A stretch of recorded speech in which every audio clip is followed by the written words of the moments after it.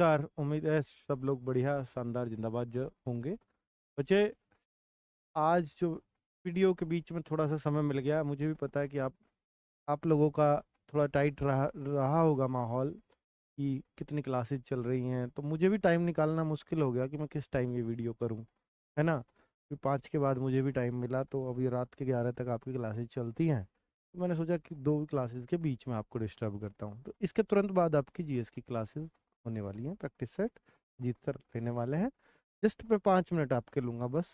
एक बहुत बड़ी खबर आई है, बहुत अच्छी राहत वाली है। बहुत सारा बच्चा परेशान था, लगातार हमारे पास कॉल्स थे कि सर मेरे फॉर्म में ये गलती हो गई है, फलानी गलती हो गई है, ढेकनी गलती हो गई है। मैं आप सबसे एक रिक्वेस्ट करता हूँ, बड़ा भाई होने के नाते, आप सब लोगों ने जिन्होंने भी फॉर्म भर दिया है, प्लीज एक बार column to column, line to line check कर लीजिए अपने फॉर्म को। एक बार लाइन टू लाइन। बच्चों, फिर दोबारा मौका नहीं मिलेगा, प्लीज। जो मैंने फॉर्म की एक वीडियो बनाई है वो तो आपने देखी ही होगी। लाइन टू लाइन अपना एक बार फॉर्म चेक कर लीजिए, क्योंकि 18 तारीख के बाद रोने के लिए, खोने के लिए, पाने के लिए कुछ नहीं है तुम्हारे पास। प्लीज अपना फॉर्म आज एक प्रण ले लें कि चेक करना है आज ही, जिन्होंने भर दिया है। एक एक लाइन कि जो डिटेल मैंने डाली है वो सही है कि नहीं है, क्योंकि भर्ती बोर्ड ने आज तो हमें राहत दे दी है। पहले तो ये होना था 18 जनवरी को सिर्फ करेक्शन, अब कर दिया है 17 और 18 जनवरी दोनों दिन करेक्शन। पहले थी करेक्शन की लिमिट कि सिर्फ इन कॉलम में करेक्शन कर पाओगे। बहुत सारा बच्चा परेशान था कि सर मेरे तो नाम में गलती होगी, नाम में तो करेक्शन के लिए यूपी पुलिस ने मना कर दिया है। वो फोन पे हेल्पलाइन पे कॉल कर रहे थे, उन्होंने मना कर दिया, नहीं नाम वाला करेक्शन नहीं होगा, इस चीज में करेक्शन हो जाएगा, इसमें नहीं होगा, उसमें हो जाएगा, इसमें नहीं होगा। बहुत बड़ा कंफ्यूजन था बच्चों को। पहली बात तो यूपी पुलिस को अंदाजा लग गया, बहुत सारे बच्चे लगातार फॉर्म में करेक्शन के लिए कॉल कर रहे थे उनके पास भर्ती बोर्ड को। उनको पता लग गया भाई एक दिन में बहुत लोड आने वाला है 18 तारीख को, क्योंकि 18 तारीख ही इन्होंने रखी थी। तो उनको लगा बहुत सारे बच्चे साइट हैंग करेंगे, सिस्टम हैंग हो जाएंगे सबके, इसलिए अब इस डेट को ज्यादा कर दिया था। 16 तारीख फॉर्म की अंतिम तिथि है, तो फॉर्म भर दीजिए। इसकी डेट एक्सटेंड होने के भी चांसेस नहीं है। खिलाड़ियों की भर्ती के चांस बढ़ गए, मतलब वहां एक्सटेंड हो गई है, लेकिन यहाँ डेट फॉर्म भरने की नहीं बढ़ा रहे हैं, क्योंकि ये कह रहे हैं हमें एग्जाम जल्दी कराना है और एग्जाम 18 फरवरी को होकर रहेगा। तो भाई 17 और 18 जनवरी को इन्होंने 2 दिन करेक्शन करने के लिए दिए हैं आपके। अब इसमें करेक्शन कर लेना।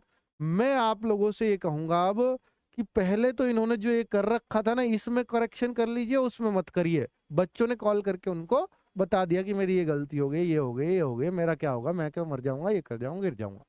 तो वो वाली बातें उन तक पहुंची होंगी, है ना। बच्चे रोए होंगे, तो उनका हम धन्यवाद करते हैं। उन्होंने इस बच्चे का एक क्वेरी है, उस पे उन्होंने जवाब दिया है। ये भर्ती बोर्ड का ही जवाब है, आंसर दिया है उन्होंने। Application edit will be enabled on 17th and 18th for all stages completed and registered application. All fields are allowed for editing. बच्चों, हर फील्ड में आप एडिट कर सकते हो जो भी आपने फॉर्म में फिल किया है। तो इसलिए अब परेशान होना बंद कर दीजिए।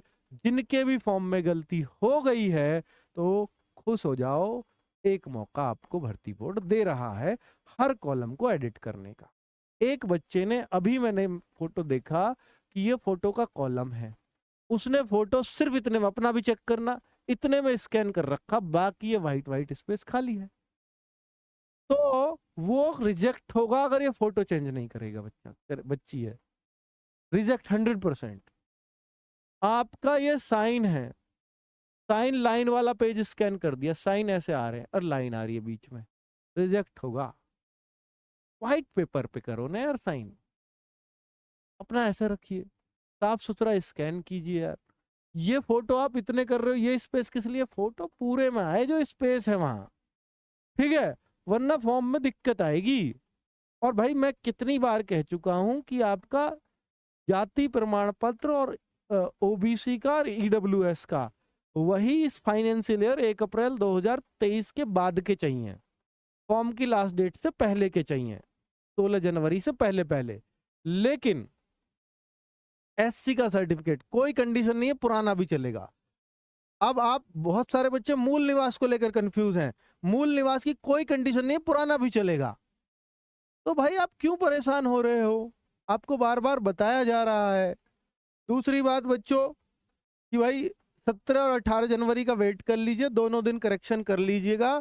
अपना फॉर्म आज ही प्रिंट ले लो, सबको चेक करना है कि जो भरा है वो सही है कि नहीं। अब बहुत सारे बच्चे खाकी सीरीज को लेकर भी बहुत परेशान हैं। पहले तो ये कि मैं कब चलेगी कब चलेगी, अब यूं परेशान सर हम क्या क्या करें, हम कितना करें, हम कितना पढ़ें। बात सही है बच्चों, इतना पढ़ा भी नहीं जा सकता।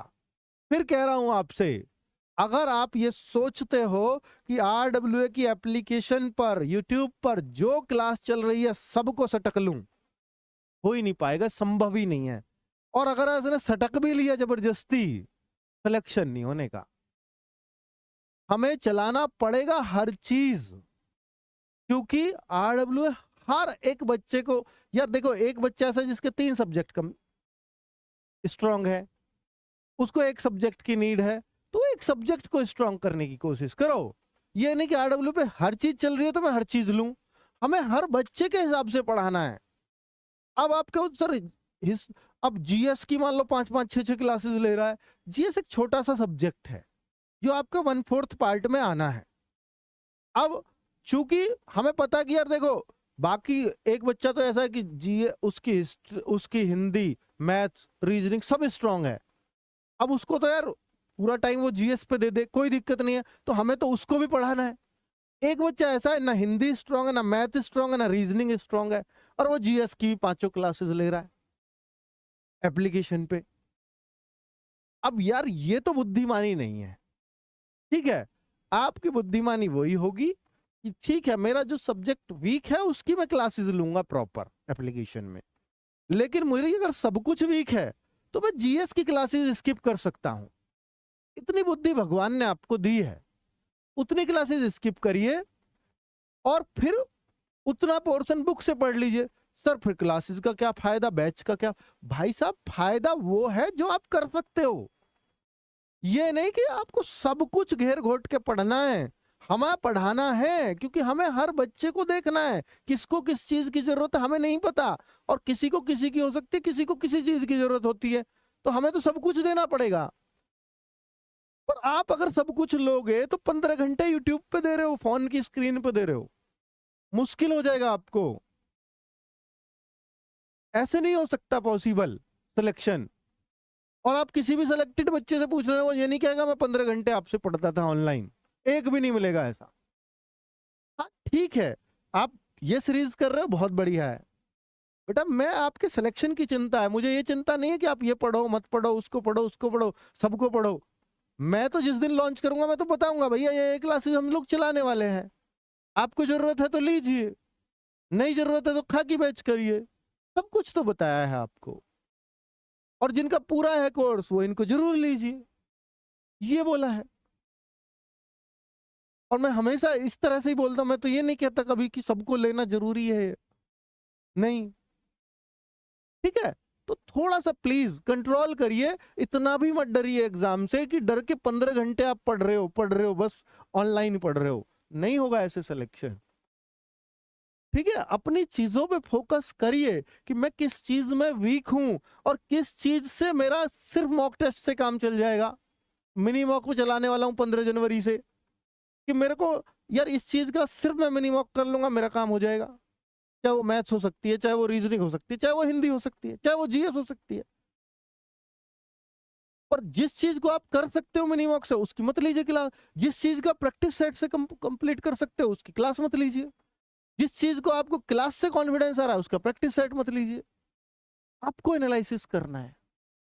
आप क्लास प्रैक्टिस सेट जब लीजिए जब मेरी वहां तैयारी पूरी है, मैं अब इस चीज को चेक कर लेता हूं कि मैं कितना कर पाता हूं प्रैक्टिस सेट, तो फायदा है प्रैक्टिस सेट का। ठीक है, चलिए बच्चे, तो ये सारी बातें मुझे आपको बतानी थी बस, बाकी सब डिसीजन आपके हैं। बच्चा बड़े भाई होने के नाते मेरे को गाइड करने का काम है। ठीक है, धन्यवाद, नमस्कार।